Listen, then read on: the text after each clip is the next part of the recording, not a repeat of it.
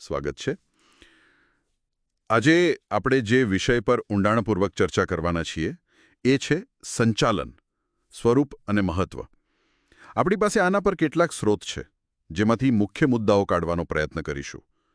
આપણો હેતુ એ છે કે સંચાલનના જે મૂળભૂત સિદ્ધાંતો છે એનું મહત્વ છે એને એકદમ સરળ રીતે સમજીએ. તો ચાલો શરૂ કરીએ. ચોક્કસ. સંચાલન જુઓ, મૂળભૂત રીતે તો એક એવી પ્રક્રિયા છે જે કોઈ પણ લક્ષ્ય સિદ્ધ કરવું હોય તો એના માટે જે માનવીય પ્રયત્નો થાય છે એને એક દિશા આપે, એમને સાથે લાવે. અને આ સ્રોતો પણ એ જ કહે છે કે આ ખાલી ધંધા વેપારની વાત નથી, જીવનના દરેક પાસામાં, દરેક ક્ષેત્રમાં જરૂરી છે. હા, એ વાત બહુ રસપ્રદ છે કે આ સ્રોતો વારંવાર કહે છે કે સંચાલન તો સર્વવ્યાપી છે. મતલબ ધર્મો હોય, રાજકારણ હોય, રમતગમત હોય. હા, લશ્કર હોય, શિક્ષણ સંસ્થા હોય, બધે જ એની જરૂર પડે છે. અને બીજી વાત, એ હંમેશા કોઈ ચોક્કસ હેતુ માટે હોય છે નહીં? બરાબર. અને આ બંને વાતો જોડાયેલી છે, ખરું ને? કારણ કે જ્યાં પણ લોકો કોઈ એક ચોક્કસ ઉદ્દેશ્ય માટે ભેગા થાય, પછી એ નફો કમાવવાનો હોય, મેચ જીતવાનો હોય કે કોઈ સેવા કાર્ય હોય, ત્યાં એ બધાના પ્રયત્નોને સાચી દિશા આપવા, એમનું સંકલન કરવા માટે સંચાલન જોઈએ જ. એટલે જે સર્વવ્યાપી છે અને હેતુલક્ષી પણ છે. અને હા, એ પણ યાદ રાખવા જેવું છે કે આ કોઈ એક વ્યક્તિ નથી કરતી. આ હંમેશા એક જૂથ પ્રવૃત્તિ છે, ટીમવર્ક છે. અને આ પ્રક્રિયા ક્યારે પૂરી થતી નથી એવું લાગે છે, ખરું? મતલબ એક લક્ષ્ય પૂરું થયું એટલે બીજું શરૂ. હા, બિલકુલ. એ નિરંતર છે, સતત ચાલ્યા જ કરે. પણ એના કેન્દ્રમાં કોણ? હંમેશા માનવી. આખી પ્રવૃત્તિ માણસો દ્વારા અને માણસો માટે થાય છે. એટલે જ પેલી નિર્ણય લેવાની વાત છે ને, એ બહુ મહત્વની બની જાય છે. સંચાલનમાં સતત નાના મોટા કેટલાય નિર્ણયો લેવા પડે છે અને પછી એનો અમલ પણ કરવો પડે. એના વગર ગાડી આગળ ન ચાલે. બરાબર. અને એ પણ નોંધવા જેવું છે કે આના સિદ્ધાંતો કોઈ પથ્થરની લકીર નથી હોતા.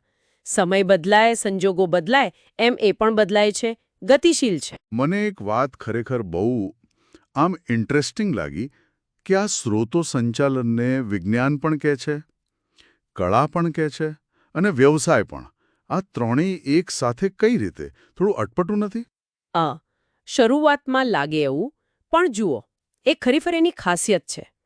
વિજ્ઞાન કેમ? કારણ કે એની પાસે પોતાના ચોક્કસ નિયમો છે, સિદ્ધાંતો છે, એક વ્યવસ્થિત જ્ઞાન છે. કળા કેમ? કારણ કે ખાલી નિયમો જાણી લેવાથી કંઈ ન થાય. એ નિયમોને, સિદ્ધાંતોને વ્યવહારમાં કેવી રીતે મૂકવા, એના માટે વ્યક્તિગત આવડત જોઈએ, અનુભવ જોઈએ, સૂઝબૂઝ જોઈએ. હા, એટલે બે અલગ મેનેજર એક જ સિદ્ધાંતનો ઉપયોગ અલગ રીતે કરે? બરાબર, એ જ કળા છે. અને રહી વાત વ્યવસાયની, તો હવે સંચાલન એક પ્રોફેશન તરીકે પણ સ્થાપિત થઈ રહ્યું છે. એના માટે ખાસ ભણતર જોઈએ, ટ્રેનિંગ જોઈએ, અમુક લાયકાત જોઈએ.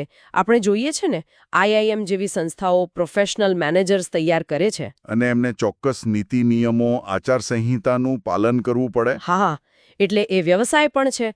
આમ વિજ્ઞાન, કળા અને વ્યવસાય ત્રણેયનું એક અનોખું મિશ્રણ છે. સમજાયું. એટલે સંચાલક બનવા માટે પુસ્તકનું જ્ઞાન પણ જોઈએ અને અનુભવની સૂઝ પણ જોઈએ. બંને જરૂરી છે. પણ આ બધાનું મહત્વ શું? શા માટે આટલી બધી માથાકૂટ? અરે, એનો જવાબ તો સીધો છે. કાર્યક્ષમતા વધારવા માટે. સાવ સાદી ભાષામાં કહીએ તો ઓછામાં ઓછા બગાડ સાથે વધુમાં વધુ પરિણામ મેળવવા. આપણી પાસે જે પણ સાધનો છે, માણસો, પૈસા, મશીનો, સમય, એ બધાનો સારામાં સારો અને કરકસર ભરેલો ઉપયોગ કરવો. આ સ્ત્રોતો સ્પષ્ટ કહે છે કે સારા સંચાલનથી પ્રોડક્ટિવિટી વધે છે.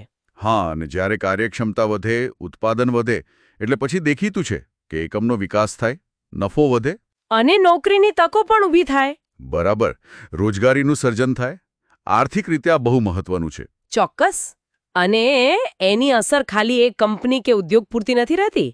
જુઓ, જ્યારે કાર્યક્ષમતા વધે એટલે ઉત્પાદન ખર્ચ ઓછો થાય, તો સમાજને પણ વાજબી ભાવે વસ્તુઓ અને સેવાઓ મળે. બીજું, આપણા દેશના જે સાધનો છે, પછી એ કુદરતી હોય કે માનવીય, એ મર્યાદિત છે. તો એનો બગાડ અટકે અને સારામાં સારો ઉપયોગ થાય, એ પણ સંચાલન સુનિશ્ચિત કરે છે. આખા રાષ્ટ્રના વિકાસ માટે આ જરૂરી છે. તો આજની આખી ચર્ચા પરથી આપણે એમ કહી શકીએ કે સંચાલન એ ખરેખર તો બધે જ છે, કોઈ ચોક્કસ હેતુ માટે છે, જૂથમાં થાય છે, સતત ચાલતું રહે છે અને માનવીય પ્રવૃત્તિ છે. એમાં નિર્ણયો અને બદલાવ બહુ મહત્વના છે. અને હા, એ વિજ્ઞાન, કળા અને વ્યવસાય ત્રણેયનું રસપ્રદ મિશ્રણ છે. બરાબર. અને એનું મહત્વ રહેલું છે કાર્યક્ષમતા વધારવામાં, સાધનોના શ્રેષ્ઠ ઉપયોગમાં, રોજગારી ઊભી કરવામાં અને છેવટે તો સમાજ અને દેશને ફાયદો પહોંચાડવામાં. અહીંયા એક મુદ્દો વિચારવા જેવો છે. આપણે વાત કરી કે સંચાલન ગતિશીલ છે, બદલાતું રહે છે, તો ભવિષ્યમાં જેમ જેમ ટેકનોલોજી બદલાશે, આપણે આર્ટિફિશિયલ ઇન્ટેલિજન્સની વાતો સાંભળીએ છીએ અને દુનિયાભરના સામાજિક આર્થિક પ્રવાહો બદલાશે, ત્યારે સંચાલનના સિદ્ધાંતોને પદ્ધતિઓ કેવી રીતે બદલાશે? શું આજે જે પાયાના સિદ્ધાંતો છે એ ત્યારે પણ એટલા જ લાગુ પડશે કે પછી કંઈક નવું જ આવશે? આના પર વિચારવું ખરેખર રસપ્રદ રહેશે.